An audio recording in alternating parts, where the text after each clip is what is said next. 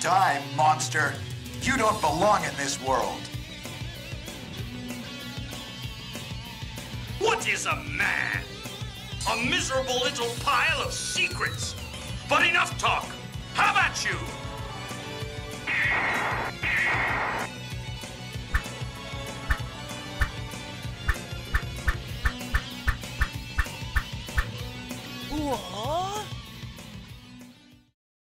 What you just saw here is what happens when the player is not blessed by the game designer's superpowers. Hey, what's up? Have you ever wondered why you play single-player games so well, but you don't do great at multiplayer ones? Most of these big titles, AAA games, they have some game designer's magic dust to make you, as the player, feel powerful. I will tell you some of these techniques and how you can use them to make your game even better and make your players feel great. The first technique I want to talk about is mostly used in racing games. Imagine you are playing your Need for Speed game and you get to first place, suddenly all the other cars starts getting faster and the AI from nowhere start getting better and better, so you get a better challenge from that. The opposite also happens, you are way back in the position in the race, falling behind the AI, but from nowhere you start getting better and the AI start getting worse. So this is made on purpose, it's the game designer making the game challenging, doesn't matter your skill level. This is a pretty common game design technique called rubber band AI, because the game wants to keep you invested on it, so it will always try to provide a challenge to your level, adapting itself.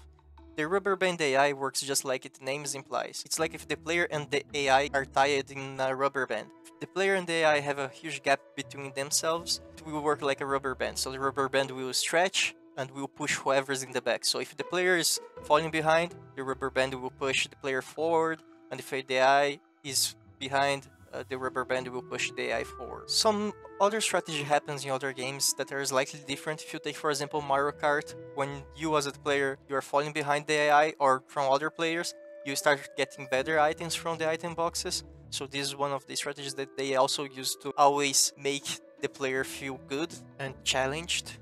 In platform games, we have a bunch of other assists. Let's take a look on one of those. Let's take Rise of Tomb Raider as example because, well, I have this game, so let's go with it. Rise of Tomb Raider is an actual game with lots of platforming. Have you ever noticed that in these kind of games, edges and corners of platforms seems to be magnetic? Let's take a look at this clip in slow motion.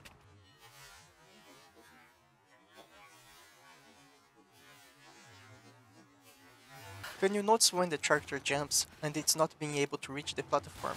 The game kind of pulls the character close to the edge. This is a common technique used by this game and many others, like Uncharted or Assassin's Creed. This is created so the player don't get frustrated with platforming. It's better to make the player believe that he is amazing platforming, even if it's not true, than having the player to stop playing your game because he got frustrated. Another technique used in this kind of games is to give the player a bit more of room to jump, meaning letting the player float for some seconds so it gets time to press the jump button. Let's take a look in this next clip. Could you notice the floating before the jump? I will play again and pause in the correct moment.